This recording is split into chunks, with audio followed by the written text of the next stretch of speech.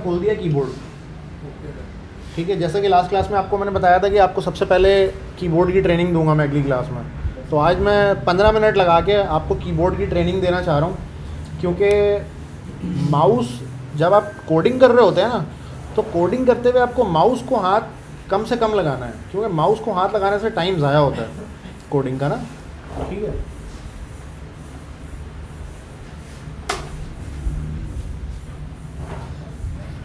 तो कुछ ऐसे कीबोर्ड के बटन्स होते हैं जो आपको पता होने चाहिए वो क्या काम करते हैं, जिसमें मोस्ट इम्पॉर्टेंट बटन है होम का और एंड का बटन। ये आपके सामने होम का बटन आ गया, सही, और ये एंड का बटन है। ये क्या करता है? होम का बटन क्या करता है? बिल्कुल स्टार्ट पे ले जाता है। एंड का बटन क्या करता है? बिल्कुल लास्ट में ले जाता है। तो मैं यहाँ पे आपको VS कोड भी ओपन कर लेता हूँ। ठीक है जी, ये VS कोड के साथ मैंने लगा दिया। अच्छा, ये वही वेबसाइट खुली हुई है आपकी। अच्छा, सम टाइम क्या होता है कि ऐसे ये लंबी सारी लाइन है, ठीक है, मैं शुरू में चला जाता हूँ। अब ये एक लंबी सी लाइन है, अब मेरा कर्सर इस वक्त यहाँ पे मौजूद है, तो मैंने क्या करना है, मैंने एंड में जाना है। तो मैं क्या करूँगा, एंड का बटन प्रेस करूँगा, एंड पे चला जाएगा जी। ठीक है, अच्छा, इसी तरह होम का बटन प्रेस करूँगा, शुरू में आ जाएगा जी। सही है, मेरा कर्सर दिख रहा है, ये इस जगह पे शुरू में आ गया। ये एंड प्रेस किया, ये होम प्रेस किया। तो अब मैं किसी भी बंदे को ये ना देखूं कि वो यहाँ पे अगर कर्सर है ना, तो वो माउस से या तो यहाँ लेके जा रहा है, या तो वो क्या कर रहा है, एक एक करके ऐसे कर रहा है, यूँ ऐसा करता हुआ मैं किसी को भी ना देखूं। आपने कौन सा बटन यूज़ करना है? होम का और एंड का बटन यूज़ करना है आपने। सही है जी। अच्छा, मैं जो है वो मैक मशीन के ऊपर हूँ, तो मैक मशीन का भी मैं बता दूँ जस्ट इन केस कि आप लोगों में से कोई इंशाल्लाह मैक मशीन जब लेगा तो इसमें हम कमांड का बटन पकड़ के और हम लेफ़्ट करते हैं तो ये शुरू में आ जाता है, राइट करते हैं तो ये लास्ट में चला जाता है। कमांड का बटन पकड़ के command plus left, command plus right, ये। अच्छा, अब आ जाओ, तो कहाँ चला गया मेरा जो खोला हुआ था, मैंने गिरा। अच्छा, ये मैंने बता दिया आपको। अच्छा, इसी तरह ये डिलीट का बटन है एक आपके कीबोर्ड के अंदर, क्या है, एक अदद डिलीट का बटन है। ये क्या काम करता है? सेलेक्ट करके डिलीट करेंगे तो डिलीट नहीं। और कोई डेवलपर्स?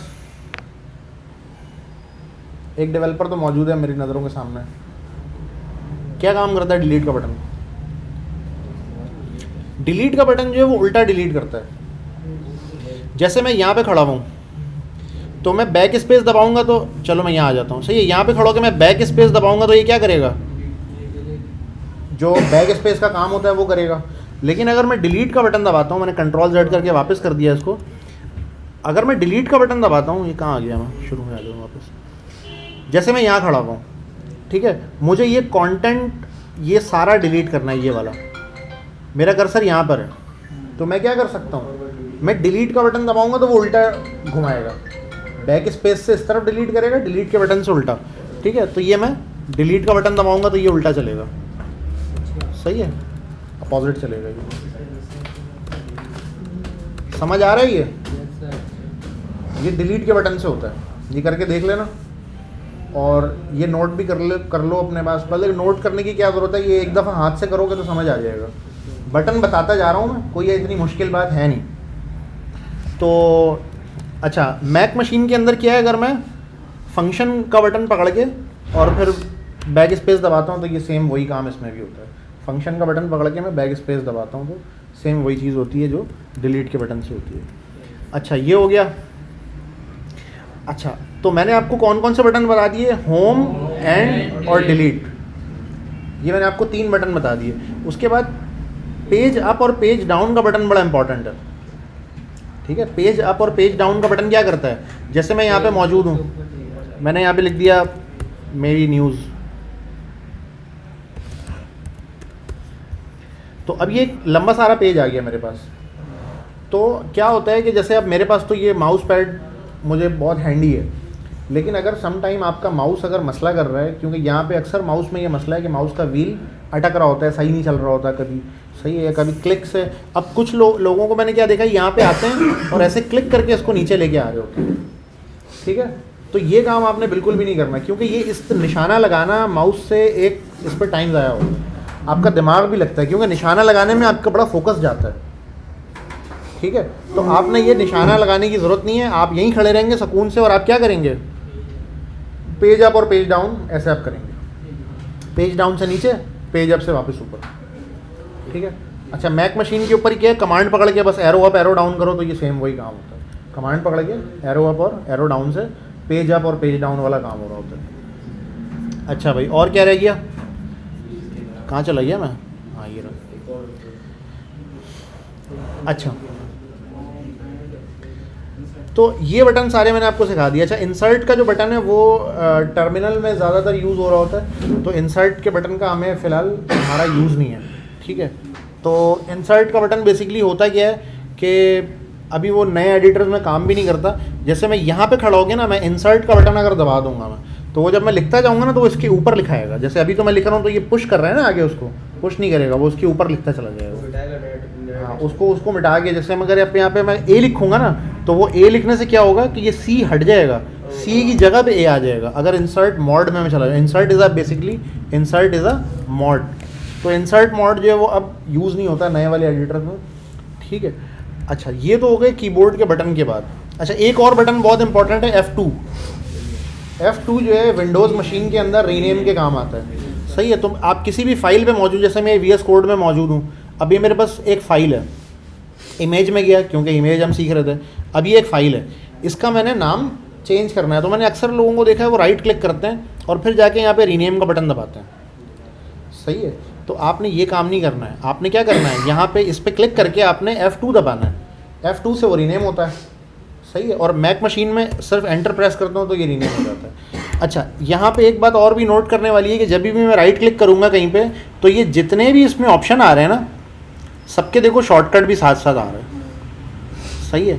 कट का शॉर्टकट Ctrl+X है, सही है।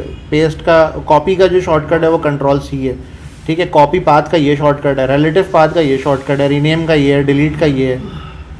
तो ये आप जिस मशीन पे होंगे ना, उस मशीन के शॉर्टकट यहाँ पे ही शो कर रहा होगा, तो आप उसको भी देख के, ऐसा नहीं है कि मैं कोई मतलब मैंने हिफ्स किया हुआ है, ये यहीं से देखा हुआ है मैंने भी, ठीक है। तो कोई ऐसी बड़ी बात नहीं है। तो यहाँ पे देखो ये रीनेम का क्या बता रहा है मुझे, शॉर्टकट एंटर बता रहा है, मेरी मशीन पे एंटर बता रहा है क्योंकि मैक मशीन पे, आपके पास F2 बताएगा। तो जो भी बता रहा है आपने उसको क्या कर लेना है, आपने उसको सीख लेना है, याद कर लेना, क्योंकि रीनेम एक ऐसी चीज़ है बार बार करने की ज़रूरत पड़ती है आपको। अच्छा, तो ये मैंने बटन ये वाला बता दिया आपको। अच्छा, अब आपका आ गया टैब का बटन। टैब का बटन आपके बड़े काम का है इस सेंस में कि जब आप कोडिंग लिख रहे होते हैं तो जो सजेशन आती है ना, वो आप टैब के बटन से एक्सेप्ट करते हैं, ठीक है। जैसे मैं यहाँ पे एक नई HTML की फ़ाइल अगर बना लेता हूँ, मैंने कहा भाई डिलीट दिस .html, ठीक है, ताकि मैं बाद में डिलीट कर दूँ। तो मैं यहाँ पे अगर एक एक्सक्लेमेशन लिख के ये बॉयलर प्लेट लेता हूँ, फिर मैं नीचे जाता हूँ और मैं H1 का बटन दबाता हूँ, तो ये नीचे एक सजेशन आ रही है, मैं टैब दबाऊँगा तो ये एक्सेप्ट हो जाएगी, या एंटर से भी हो जाती है, ठीक है, एंटर और टैब दोनों से। अच्छा, एक तो टैब का ये काम है। दूसरा, अगर मैं टर्मिनल पे जाता हूँ, ये मैंने नीचे इसके टर्मिनल खोल लिया, ठीक है। VS कोड में टर्मिनल खोलने का शॉर्टकट क्या है, Ctrl+बैकटिक, J से भी शायद खुल जाता हूँ। यहाँ टर्मिनल का ये टर्मिनल का शॉर्टकट ऊपर आ रहा है, मेरे पास आ रहा है Ctrl+बैकटिक, Ctrl+Shift+बैकटिक बता रहा है ये। वेल मैं तो Ctrl+बैकटिक दबाता हूँ, चल जाता है। हाँ, बैकटिक क्या होता है, ये बड़ा अच्छा सवाल है। बैकटिक का बटन जो है ना, वो ये वाला है, जो आपके कीबोर्ड में जिस पे अलिफ मद्दा बना होता है, इसमें नीचे जो है ना, ये बैकटिक है।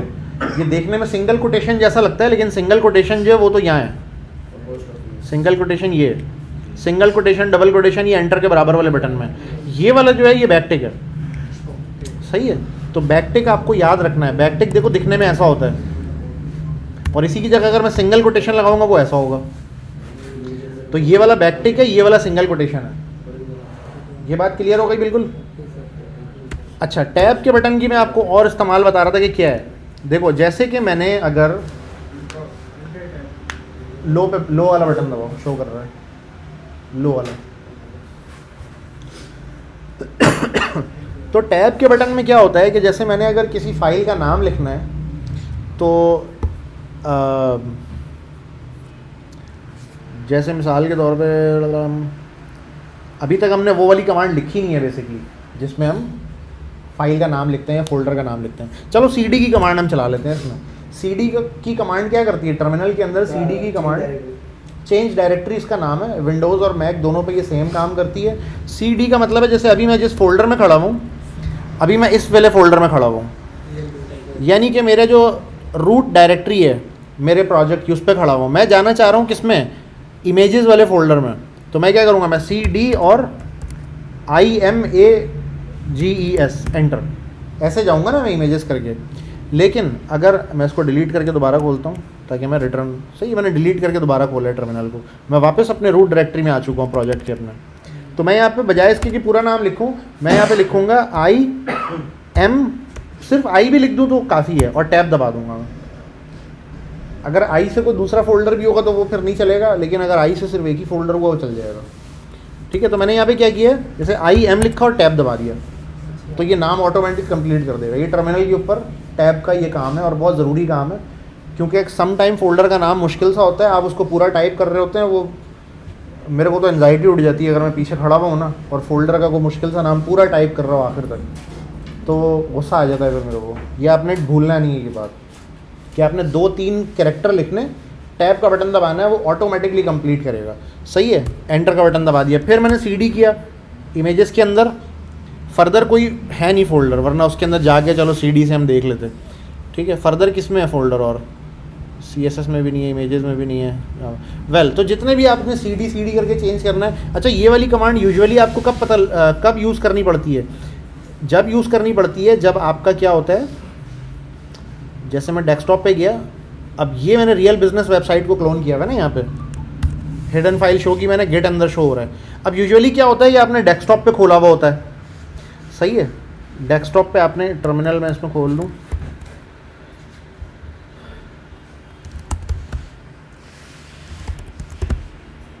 सही है। अब यूजुअली क्या होता है, आपने डेस्कटॉप पे ये खोला और आपने गिट क्लोन की कमांड चला दी, गेट क्लोन की कमांड कंप्लीट हो गई। अब आपने क्या करना है, उस फोल्डर के अंदर जाना है, तो आप क्या करेंगे, CD स्पेस और क्या था, रियल बिजनेस वेबसाइट ना। अब देखो रियल बिजनेस वेबसाइट का इतना लंबा नाम है, मैं नज़र भी नहीं आ रहा, बीच में देखो 3 डॉट लगे हैं, तो नज़र भी पूरा नहीं आ रहा मुझे। तो मैंने क्या करना है, मैंने जस्ट रियल लिखना है और टैब दबा देना है, ये पूरा हो जाएगा, और एंटर कर देना है। अब मैं उस रेपॉजिटरी के अंदर आ गया। अब रेपॉजिटरी के क्योंकि मैं अंदर आ गया हूँ, तो इसमें वो सारी कमांड चलेगी जो रेपॉजिटरी के अंदर चलती है। ठीक है, तो आपने अगर टर्मिनल में एक आध फोल्डर आगे पीछे जाना हो तो कोई मसले की बात नहीं है। मुझे रिटर्न आना है, रिटर्न आने की कमांड क्या है, CD स्पेस डॉट डॉट, ये रिटर्न आने की कमांड है, एक फोल्डर बैक आने की कमांड है। ठीक है, तो CD की मैंने आपको एक कमांड भी सिखा दी जो कि कीबोर्ड का पार्ट नहीं है, लिनक्स की कमांड्स हैं ये बेसिकली टर्मिनल की, लेकिन वो भी मैंने आपको सिखा दी।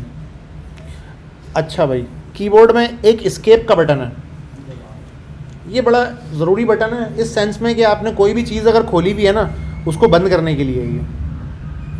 ठीक है, कहाँ चला गया मेरा VS कोड यार, ये मैं एक्स्ट्रा चीज़ें बंद करूँ पहले तो।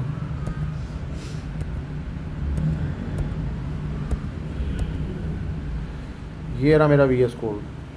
अच्छा, VS कोड मैंने बंद कर दिया था, तो कोई मसला नहीं है, मैं VS कोड बंद कर दिया था मैंने। मैं यहाँ जाऊँगा और यहाँ जाके मैं ये टर्मिनल क्यों नहीं खुल रहा है इस पर यार,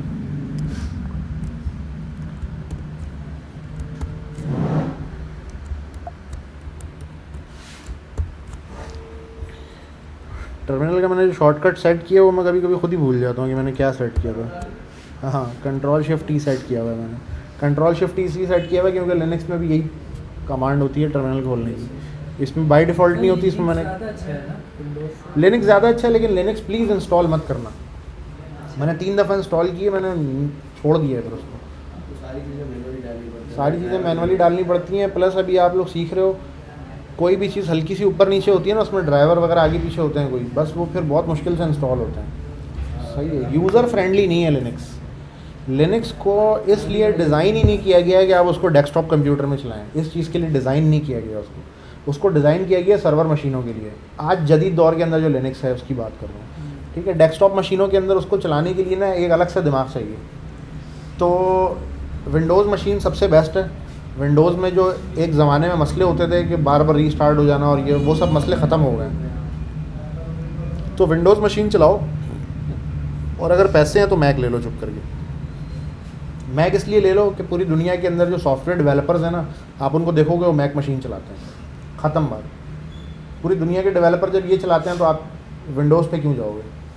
सही है। तो इसकी सपोर्ट बहुत अच्छी है और मुझे कोई मेरे ख्याल 8-10 साल हो गया मैक पे मूव हुए हुए, तो बिल्कुल स्मूथ चलता है, कोई टेंशन नहीं देता, कोई मस्ती नहीं करता और बड़ी रिलायबल मशीनें होती हैं इसकी। मतलब एक दफ़ा आपने बॉक्स पैक ले लिया 2.5-3 लाख की मशीन, अगर जो इनकी सबसे बेस मॉडल है, तो वो 2.5-3 लाख में आपने एक दफ़ा ले लिया बॉक्स पैक, तो वो 5 साल आपको बिल्कुल कुछ भी नहीं बोलता, सुकून से चलता है। ये मेरा तीसरा मैक है जो मेरे पास है। मेरे पास जो सबसे पहला था वो 2013 का मॉडल था, वो मैंने चलाया कोई 3-4 साल। उसके बाद फिर मैंने ले लिया था, अभी अगर मैक लें तो कौन सा है? M1 लो, मिनिमम M1। M1। हाँ, M1 एयर जो है इस वक्त 2,17,000 का है बॉक्स पैक, वो सबसे बेस मॉडल है बॉक्स पैक। बॉक्स पैक ही ले लो यार, कोई मसला नहीं है, 4-5 साल वो चलेगा, इतना चलेगा कि तुम तंग हो जाओगे उससे। मैंने जो अभी इससे जो लास्ट बेचा था ना मैंने, वो मेरे पास था M1 Pro, 2020 का मॉडल था वो, और 2020 में ही लिया था मैंने। तो मैं 3 साल मैंने चलाया, मैं तंग हो गया उसकी शक्ल देख देख के, फिर मैंने उसको बेच दिया, हालांकि कुछ भी मसला नहीं था उसमें। फिर मैंने ये ले लिया, ये M3 Pro है जो इस वक्त मेरे पास है, ठीक है। तो आप उससे तंग हो जाओगे, इतना वो चलेगा। हाँ बस, लेकिन ये कि मैं एहतियात से बहुत चलाता था, तो कवर वगैरह लगा के, और मतलब उसको मेरे कुछ प्रोटोकॉल हैं, लैपटॉप की हिफाजत करने के कुछ प्रोटोकॉल हैं। वो क्या है कि जैसे मैं यहाँ छोड़ूंगा ना इसको, तो मैंने इसको बैग में डाल देना है। बैग भी मैंने इसको बैग में एक्स्ट्रा क्वेश्चन किया हुआ है इसके लिए। जो बेसिकली मेरा जो लैपटॉप 15 इंच वाले लैपटॉप का बैग है मेरा, और ये है 14 इंच का, तो मैंने वो कुशन को साइड से ना सिल दिया है, और ताकि बिल्कुल फिट आ जाएगी उसके अंदर, और नीचे से भी सिल दिया है उसको ताकि वो थोड़ा ऊपर रहे, बिल्कुल ज़मीन तक ना जाए, क्योंकि वो साइडों से खुले हुए होते हैं थोड़े कुशन उसके। तो मैंने उसकी एक्स्ट्रा केयर तो करनी पड़ती है आपको। प्लस ये कि भाई आपने अपना बैग किसी के भी हाथ में नहीं देना।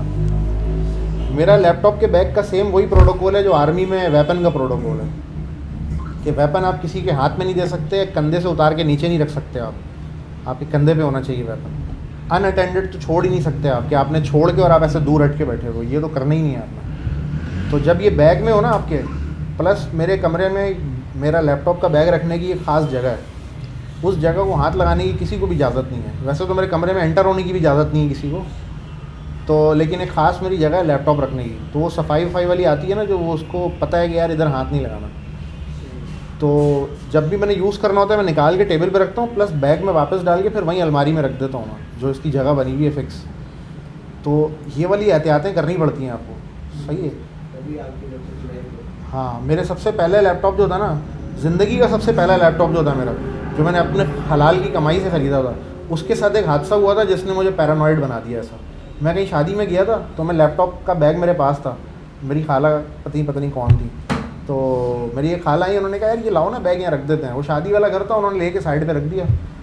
अब वो पता नहीं किसने क्या किया उस लैपटॉप, वो क्रैक पड़ गया उसमें। जब मैंने वापस उठा के देखा ना, वो एक क्रैक हुआ था अंदर से, स्क्रीन नहीं, उसकी जो वो बॉडी होती है। 8470 लैपटॉप था, 8470 HP का था, तो उसकी जो वो स्क्रीन की यहाँ पट्टी है ना साइड में, उस पर एक पड़ा हुआ था क्रैक। वो किसी ने उठा के इधर उधर रखा होगा अपने हिसाब से, बस वो क्रैक हो गया। तो मेरे तो भाई वो इतने हलाल के पैसे थे मेरे कि मेरे तो आग लग गई। हाँ, तो उस टाइम पता नहीं मैंने 30-35 हज़ार का वो लिया था बड़े मुश्किलों से। ये मैं बता रहा हूँ तो मैं 2010-11 की बात बता रहा हूँ। मैट्रिक में होता था, मैट्रिक या पता नहीं इंटर में होता था, DI में। तो फिर हुआ ये कि यार मैंने किसी को कुछ बोला तो नहीं, क्योंकि देखो किसी को बोल के कोई फ़ायदा नहीं है। लेकिन उसके बाद मैंने अपने प्रोटोकॉल सेट किए। एक और प्रोटोकॉल ये कि पानी का गिलास हमेशा 1 फीट दूर रहेगा मेरे लैपटॉप से, ताकि वो अगर उंडेल भी देना कोई तो वो लैपटॉप तक ना आए। तो ये प्रोटोकॉल आपने सेट करने पड़ते हैं। जब आपका हलाल का पैसा लगता है ना ज़्यादा, तो ये करना पड़ता है। और यार ये तो हर कोई करता है। आप कोई करोला वाला जा रहा हो ना, उसकी गाड़ी हल्की से टच हो जाए, फिर आप देखो वो क्या करता है, शोर शराबा कर देगा। वो पहले ही वो शोर मचाना शुरू कर देगा कि आप पहले ही दूर हो जाओ। और भी जो भी आप देखते हैं आस पास, तो भाई जो आपके काम धंधे की चीज़, उस पर तो कोई कॉम्प्रोमाइज़ आपने करना ही नहीं है। और प्लस कुछ लोगों को ये लगता है कि यार लैपटॉप बड़े महंगे हैं, मैकबुक बड़ी महंगी है। भाई कुछ भी महंगा नहीं है। एक सुजुकी चलाता है ना, जो पिक एंड ड्रॉप वाला बंदा है, जो एक सुजुकी कितने की है इस वक्त, जो ठीक ठाक चलती भी हो, टायर वायर सही हो, स्कूल में पिक एंड ड्रॉप पे चल सके। 4 से 5 लाख की नहीं है भाई, कम से कम 7 लाख की है। सही है, तो चलो 5 लाख ही लगा लो, तुम्हारे वाले रेट लगा लो 5 लाख। मैकबुक 2.5 लाख का है बेस मॉडल। अभी मैंने अपने एक दोस्त को दिलवाया, अभी वो सऊदीया चला गया, तो तकरीबन साल से ज़्यादा हो गया, बड़ा खुश है वो विंडोज़ मशीन से गया था, फ्लटर का डेवलपर है वो, तो वो बड़ा खुश है उससे। बेस मॉडल है 256 GB स्टोरेज वाला, तो वो बड़ा खुश है उससे। तो यार एक सुजुकी चलाने वाला बंदा है, स्कूल में पिक एंड ड्रॉप करने वाला, वो 50-60 हज़ार से ज़्यादा नहीं कमाता। बहुत रात को बुकिंगें भी मार लेगा, पिकनिक पार्टी भी कर लेगा, जब भी वो लाख रुपए से ऊपर नहीं बना सकता। तो वो जब लाख रुपए बनाने के लिए 5 लाख की सुजुकी रखी हुई है उसने, तो यार सॉफ्टवेयर डेवलपर भी तो इतना ही बनाता है, तो हम 2.5 लाख की मशीन नहीं ले सकते लाख रुपए अगर वो बना रहा है तो कोई बड़ी बात नहीं है, कोई इतनी महंगी नहीं है मशीनें। अगर आज से आप कंपेयर करो पेंटियम 2-3 के ज़माने से, तो इस वक्त मैकबुक सस्ता है, उस वक्त के आम कंप्यूटरों से भी सस्ता है। तो और आपका जो भी आप काम करो ना, आपके जो टूल्स होने चाहिए वो बेस्ट ऑफ दी बेस्ट होने चाहिए, जब भी आपका काम बेस्ट होता है। अगर आपके टूल में ही कॉम्प्रोमाइज़ है तो फिर काम क्या करोगे आप? तो टूल आपके शार्प होने चाहिए, टूल में जंग लगा हुआ नहीं होना चाहिए आपके। सही है, तो टैब के बटन की आपको कहानी मैं सुना चुका हूँ। अच्छा भाई, अब कौन सा बटन है हमारा अगला? कंट्रोल। हाँ, अब है अब कंट्रोल का बटन। और कंट्रोल के बटन के अलावा कुछ शॉर्टकट्स हैं। अच्छा, ऐसे F5 का बटन है, रिफ़्रेश के काम आता है। सही है। F1 का बटन हेल्प के काम आता है अक्सर जगहों पे। एस्केप का बटन मैं बताना चाह रहा था आपको। हाँ, एस्केप के बटन मैं बताना चाह रहा था। तो एस्केप का यार VS कोड फिर कहाँ चला गया? बातों में लग जाता हूँ मैं, भूल जाता हूँ सब कुछ कि मैं क्या कर रहा था। अच्छा, जैसे मैंने ये राइट क्लिक किया हुआ है, ठीक है, जैसे मैंने ये राइट क्लिक किया हुआ है, अब इसको हटाना है, मैं क्या करूँगा? मैं दोबारा राइट क्लिक करूँगा फिर आ जाएगा, मैं दोबारा राइट क्लिक करूँगा फिर आ जाएगा। तो ये एस्केप से हटता है। एस्केप का बटन है ना, जो एस्केप का बटन मैंने कौन सा बताया आपको? ये वाला ESC जिसमें लिखा हुआ है, सबसे लास्ट बटन है। इस पर आपका एक हाथ तो रहना ही चाहिए इसके ऊपर, एस्केप के बटन पर। तो कोई भी खुली हुई चीज़ है ना, जैसे आपने इसको राइट क्लिक किया हुआ है तो एस्केप से ख़त्म होगा, या इसको रीनेम किया हुआ है आपने, ये रीनेम है, अब ये एस्केप से ख़त्म होगा। या आपने कोई इधर मेन्यू खोला हुआ है यहाँ, ये एस्केप से ख़त्म होगा। एस्केप का मतलब होता है भागना। इंग्लिश में एस्केप जो होता है लफ्ज़, सही है, एस्केप क्या होता है लफ्ज़? ESCAPE। इसका मतलब होता है भागना, किसी भी चीज़ से भाग जाना। सही है, तो एस्केप से। अब जैसे यहाँ पे देखो मैंने लिखा है अगर एक पैराग्राफ, अब ये सजेशन आई हुई है, ये कैसे हटेगी? ये एस्केप से हटेगी। तो कोई भी खुली हुई चीज़ है उसको बंद करने के लिए कोई ऑप्शन आया हुआ है, कोई सजेशन आई हुई है, उसको हटाने के लिए एस्केप का बटन है। अब आप एस्केप का बटन इस्तेमाल करना शुरू करोगे ना, तो आपको खुद ही पता लगता जाएगा कि ये कहाँ कहाँ इस्तेमाल हो रहा है। ठीक है, तो आपने बिल्कुल भी घबराना नहीं है, आपने इसको एक्सप्लोर करना है। ये आपको मैं कीबोर्ड क्या करवा रहा हूँ? एक्सप्लोर करवा रहा हूँ। आप जो मैं ये बात बता रहा हूँ उसको आप फॉलो करोगे तो फर्दर एक्सप्लोर करोगे, बहुत सारी ऐसी चीज़ें सीखोगे जो शायद मैंने आपको यहाँ पे भी नहीं बताई। सही है, तो एस्केप का बटन मैंने आपको बता दिया कि एस्केप के काम आता है। देखो ये एक और सजेशन आ गई, ये सजेशन कौन दे रहा है? ये गिटहब कोपायलट दे रहा है। इसको भी एस्केप से ख़त्म कर सकते नहीं, ये एस्केप से ख़त्म नहीं हो रहा। अब देखो कुछ काम एस्केप से नहीं होते। सही है, तो वो मुझे क्या करना पड़ेगा? वो वैसे ही कहीं और क्लिक करूँगा तो भी हो जाएगा। अब आ जाओ कीबोर्ड में अगला बटन, आप कंट्रोल पे आ जाते हैं हम। सही है भाई, कंट्रोल का जो बटन है ना, उसके साथ कुछ शॉर्टकट्स हैं जो क्या होते हैं कि आपको VS कोड में बड़ा हेल्पफुल रहते हैं। ये VS कोड के स्पेसिफिक शॉर्टकट्स हैं जो कि आप लोग अक्सर पूछोगे कि यार ये आपने सर कैसे किया, तो मैंने कहा पहले ही बता दूंगा। मैं इंडेक्स के पेज पे आ जाता हूँ और मैं टॉप पे आ जाता हूँ। टर्मिनल को मैं कर देता हूँ बंद। अच्छा, कंट्रोल का एक सबसे पहला जो शॉर्टकट है ना, वो है आगे बढ़ने के लिए। जैसे मैंने एक तो बताया था कि एंड और होम, एंड और होम है, लेकिन अगर मुझे एक एक वर्ड आगे जाना है ना तो उसके लिए कंट्रोल का बटन है। सही है, ये कंट्रोल का बटन है। सिर्फ कंट्रोल को पकड़ के मैं आगे कर रहा हूँ। सही है, सिर्फ कंट्रोल को अगर पकड़ के मैं आगे करूँगा, विंडोज़ मशीन के अंदर कंट्रोल को पकड़ के, एरो भी है साथ में, हाँ, कंट्रोल पकड़ के एरो लेफ्ट करूँगा तो ये पूरे पूरे वर्ड क्रॉस करता है। अगर मैं वैसे करूँगा देखो एक एक कैरेक्टर जा रहा है, लेकिन अगर मैं कंट्रोल करके करूँगा तो ये पूरा पूरा वर्ड क्रॉस करता है। ये अच्छा ये सिर्फ VS कोड में नहीं है, ये MS वर्ड में भी है, ये हर जगह चलता है, जहाँ जहाँ टेक्स्ट है ना ये वहाँ उन सारी जगहों पे ये चलता है। तो कंट्रोल पकड़ के आपने नेक्स्ट नेक्स्ट करना है। अच्छा मैं मैक मशीन पे हूँ, मेरे पास ये काम ऑप्शन के बटन से हो रहा है, क्योंकि यहाँ पे कंट्रोल का बटन ऑप्शन के बटन से रिप्लेस है। कंट्रोल भी है लेकिन उसके काम कुछ और है, पता नहीं। तो ये मैंने आपको बता दिया कंट्रोल का।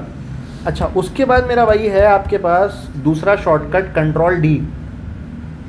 ये बड़ा ज़रूरी शॉर्टकट है। जैसे मिसाल के तौर पे मैंने क्या करना है, मैं इस वर्ड के दरमियान में हूँ, मैंने इस वर्ड को डिलीट करना है, सही है। मैं इसको कैसे डिलीट करूँगा आप बताओ। मैं इस वर्ड के दरमियान में हूँ, चलो थोड़ा सा और बड़े वर्ड के दरमियान में आ गया मैं, कैसे करूँगा मैं? सेलेक्ट करके डिलीट करूँगा, बिल्कुल ऐसा ही है। तो मैं सेलेक्ट करने के लिए कंट्रोल D दबा दूँगा इसको, सही है। कंट्रोल D से क्या होगा, ये पूरा जिस वर्ड पे मैं खड़ा हुआ हूँ ना वो पूरा वर्ड सेलेक्ट हो जाएगा। अदरवाइज़ इसको करने का ऑप्शन क्या था, अदरवाइज़ इसको करने का ऑप्शन ये था कि मैं बैक स्पेस दबाता 4 दफ़ा और डिलीट का बटन दबाता कोई 6-7 दफ़ा, तो डिलीट तो ये वैसे भी हो जाता। और इस तरह कर रहे होते हैं अक्सर लोग, लेकिन हम क्या करते हैं, कंट्रोल Z करके वापस लाया मैं, इस तरह भी कर सकते हैं ना, कंट्रोल एरो करके वहाँ का फिर शिफ्ट कंट्रोल शिफ्ट से वहाँ पूरा वर्ड सेलेक्ट करके। हाँ तो मैं कंट्रोल D और बैक स्पेस दबाऊँगा, लेकिन ज़्यादा से ज़्यादा शॉर्ट। हाँ सही है। अच्छा कंट्रोल D क्या सिर्फ ये काम नहीं है, कंट्रोल D का फिर और भी काम है। कंट्रोल D से आपका कर्सर भी मल्टीप्लाई हो जाता है VS कोड के अंदर, सिर्फ VS कोड का शॉर्टकट है ये कंट्रोल D वाला ना, सही है। कंट्रोल D वाला शॉर्टकट कहीं और शायद ना चले। तो जैसे मैंने अब मैं नेम पे खड़ा हुआ हूँ, अब मैंने क्या करना है, ये जो नेम है ना सारा नेम मेरा गलत हो गया मिसाल के तौर पे, तो मैं कंट्रोल D 1 करूँगा, 2 करूँगा, 3 करूँगा, या तीनों नेम देखो सेलेक्ट हो गए और मैं तीनों को डिलीट कर सकता हूँ यहाँ से। या मैं डिलीट अगर ना करना चाहूँ तो मैं क्या कर सकता हूँ, लेफ़्ट राइट करके, जैसे मिसाल के तौर पर मैंने यहाँ पे Q लिख दिया गलती से, ठीक है। तो अब मैं इसको क्या करूँगा, चारों जगहों पे, तीनों जगहों पे गलती है ना, मैं यहाँ पे खड़ा हूँ, पहला कंट्रोल D, दूसरा कंट्रोल D, तीसरा कंट्रोल D। अब ये देखो कर्सर मेरा मल्टीप्लाई हो गया और मैं राइट लेफ़्ट करके यहाँ पे आके उसको A कर दूँगा, ठीक है। ये जब हम बड़ा डेटा सेट इस पर हैंडल कर रहे होते हैं उसमें भी ये काम आता है। एक लाइन में लिखा है, हाँ अलग-अलग वो नेम। अलग अलग वो तो भी पकड़ लेगा। ये कंट्रोल D असल में वो सिमिलर वर्ड्स को पकड़ता है। जैसे देखो कंटेंट है ना, ये आगे पीछे है, control D control D control D, cursor multiply होगा। मैंने राइट क्लिक किया, मुझे लगा कि यार C का कैपिटल रखना था मुझे, ये मैंने C कैपिटल कर दिया, स्केप से इसको हटाया मैंने, जो अभी आया हुआ था ना ये जो अभी आया हुआ था ये, इसको मैंने स्केप से हटाया। अब देखो ये पूरी स्क्रीन पे आ जाता है ना, एकदम बंदा बौखला जाता है कि यार ये क्या हो गया, कुछ नज़र नहीं आ रहा। स्क्रीन को मैंने जूम इन भी किया हुआ हल्का सा, तो ये अब समझ नहीं आ रहा ये क्या हो गया। अभी तो स्केप दबाऊंगा मैं इसमें, बौखलाना नहीं है आपने बिल्कुल भी। तो ये मैंने कर दिया, मैं वापस इसको छोटा कर देता हूँ, सही है, स्केप कर दिया, ये हो गया। अच्छा अब इससे मैं एक और काम क्या कर सकता हूँ, इससे मैं एक और काम ये कर सकता हूँ कि इस कंटेंट को सेलेक्ट करके मैं आगे पीछे की चीज़ें भी चेंज कर सकता हूँ। मिसाल के तौर पे जैसे ये नेम है, सही है, ये 4 जगह पे नेम लिखा हुआ है। मुझे एक नेम एट्रीब्यूट है, एक कंटेंट एट्रीब्यूट है, मुझे नेम के बाद और कंटेंट से पहले कोई चीज़ लगानी है चारों में, तो भी मैं वो कंट्रोल D से वो काम करता हूँ। कंट्रोल D से ये मैंने चारों नेम को सेलेक्ट किया, उसके बाद मैंने क्या किया, लेफ़्ट। अच्छा अब मैं अगर आगे जाऊँगा ना तो देखो ये क्या होगा, ये एक को क्रॉस कर गया, दूसरे को नहीं किया। तो मैं क्या करूँगा, मैं बजाय इसके मैं कंट्रोल पकड़ के मैं नेक्स्ट करूँगा, ताकि वो पूरे पूरे वर्ड क्रॉस मारे। हर कर्सर इंडिविजुअली पूरे पूरे वर्ड क्रॉस मार रहा है। देखो अब सही जगह पे पहुँच गया, एंड पे पहुँच गया। यहाँ पे स्पेस डाला मैंने एक नया एट्रीब्यूट लिखा इक्वल टू और उसकी वैल्यू लिख दी, स्केप कर दिया। स्केप से वो सारे कर्सर अपनी जगह पे ख़त्म हो गए, ठीक है। बड़े बड़े कोड को जब हमें चेंज करना होता है तो कंट्रोल D का जो शॉर्टकट है ये बड़े हमारे काम आता है इस हवाले से, सही है। मैं इसको कंट्रोल Z करूँगा, वापस अपनी जगह पे आ जाएगा। या सम टाइम ऐसा भी होता है कि मुझे अब ये देखो एक एट्रीब्यूट मैंने लगा दिया है 4, अब ये चारों एट्रीब्यूट मैंने ख़त्म करना है, तो मैं इसको भी क्या करूँगा, ये ATTR जो है इसको पकड़ूँगा मैं, कंट्रोल D दबाया, शिफ्ट पकड़ा, शिफ्ट पकड़ के मैं आगे गया, सही है। या शिफ्ट को कंट्रोल के साथ किया, पूरे पूरे वर्ड क्रॉस करेगा ये, और इसको मैंने यहाँ से डिलीट कर दिया, सही है भाई। तो कंट्रोल D मैंने आपको सिर्फ एक ही शॉर्टकट बताया है VS कोड के अंदर, जो कि कोड एडिटिंग के अंदर काफ़ी हेल्पफुल रहता है। जब आप कोड को ट्वीक कर रहे होते हैं, चेंजेस कर रहे होते हैं कोड में जो लिख चुके हैं आप ऑलरेडी, उसमें आपको काफ़ी हेल्पफुल रहता है। कंट्रोल डी वाला शॉर्टकट याद रहेगा, भूलोगे तो नहीं।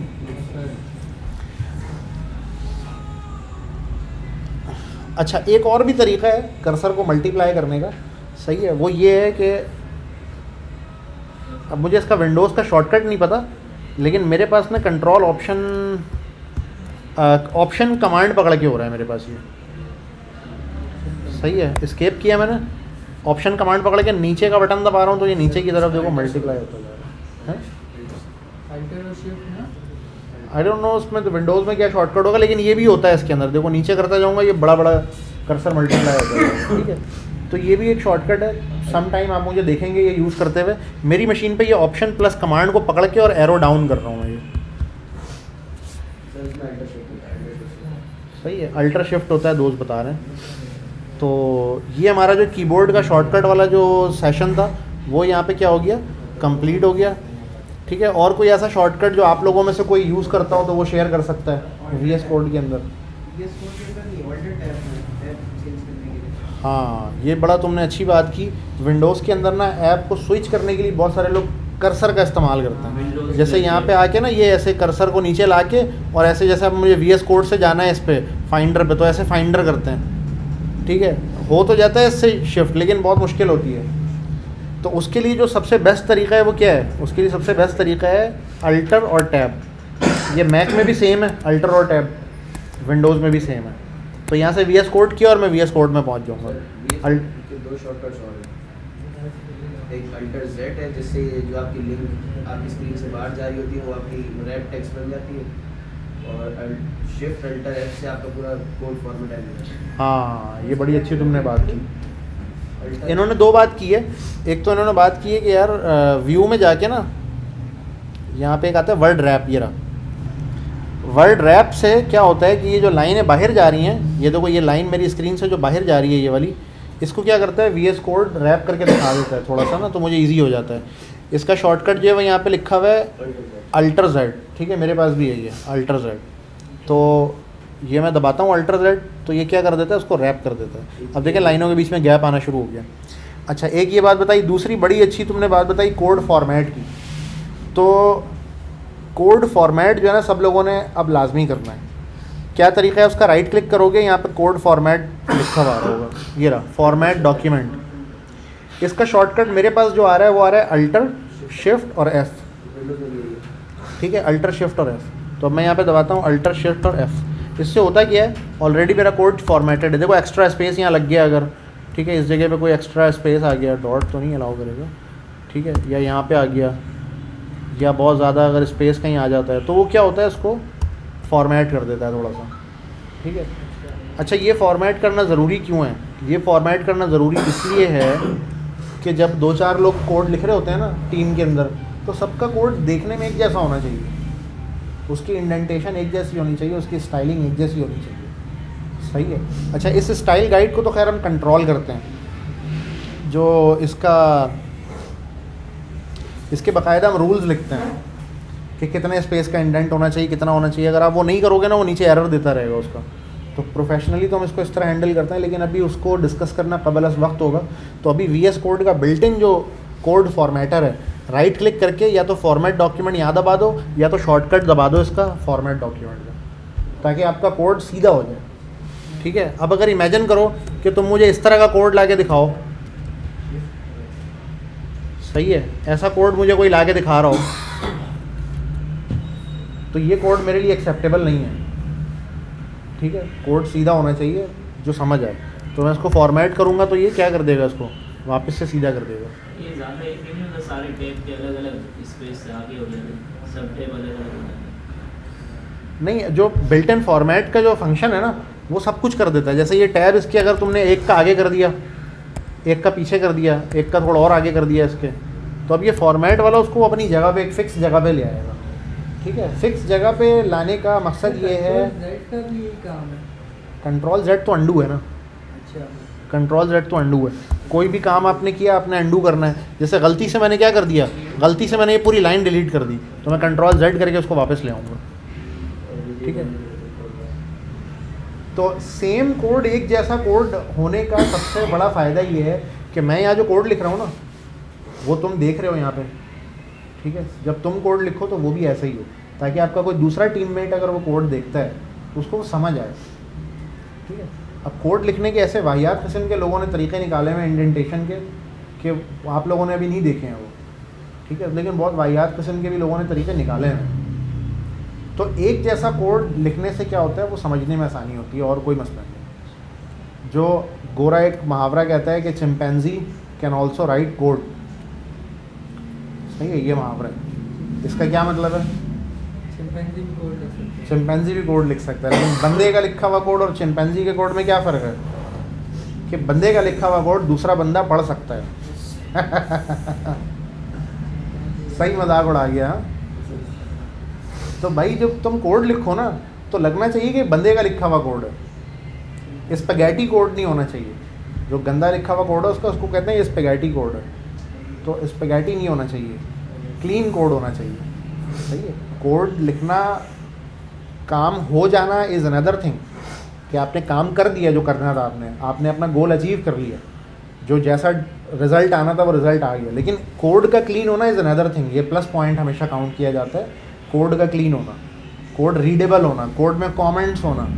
जैसे देखो यहाँ पे कोड में कमेंट्स किए हुए हैं इन्होंने, जो हमने टेम्पलेट डाउनलोड किया है इसमें देखो कमेंट्स लगे हुए हैं कि ये मोबाइल साइट के लिए मेटा लिखा है इन्होंने, ये वेबसाइट के लिए मेटा लिखा है इसने, ये बूट स्ट्रैप का इसने लिंक लगाया है यहाँ पे, ठीक है।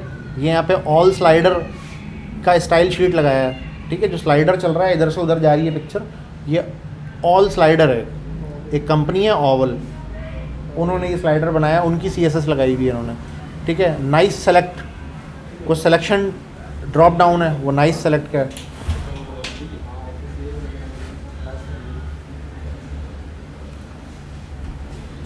फॉन्ट इन्होंने फॉन्ट ऑसम का लगाया हुआ है, ठीक है, फॉन्ट ऑसम स्टाइल शीट। अब ये सारा इन्होंने क्या किया हुआ है, कमेंट्स किए हुए हैं, ठीक है। ऑफ़र का सेक्शन ये आ गया, उसके बाद देखो एंड ऑफ़र सेक्शन, ऑफ़र का सेक्शन शुरू, ऑफ़र का सेक्शन एंड, सही है। फूड का सेक्शन शुरू और फूड का सेक्शन एंड, अबाउट का सेक्शन शुरू और अबाउट का सेक्शन एंड। तो ये क्लीन कोड समझ आ रहा है, पता लग रहा है मुझे, बगैर कोड पढ़े हुए कमेंट देख के मुझे पता लग रहा है क्या चीज़ कहाँ शुरू हुई है क्या खत्म हुई है। तो आपने भी क्या करना है, कोड ऐसा ही क्लीन कोड लिखना है, ठीक है। तो आज के बाद आप सब लोगों से मेरी रिक्वेस्ट होगी कि जब भी कोडिंग करें आप, तो आप कोशिश करें कि माउस को कम से कम हाथ लगाएं। माउस है तो इस्तेमाल करने के लिए, लेकिन घर में भी आप जब काम करें तो माउस को आपने कम से कम हाथ लगाना है। जो काम कीबोर्ड से हो सकता है ना, और आसानी से हो सकता है, वो आपने कीबोर्ड से करना है। उससे आप खुद नोटिस करेंगे कि आपका कोडिंग की स्पीड और कन्वीनियंस आपका बहुत बढ़ जाएगा। कन्वीनियंस की चीज़ें आसानी से होने लग जाएंगी आपसे, जिसके लिए आप स्ट्रगल कर रहे हैं वो चीज़ें आसानी से होने लग जाएंगी। तो आपकी कोडिंग की का जो ओवरऑल एक्सपीरियंस है वो बढ़ेगा, आपका वो एक्सपीरियंस आपका अच्छा हो जाएगा ना। कोडिंग का भी एक एक्सपीरियंस है ना यार।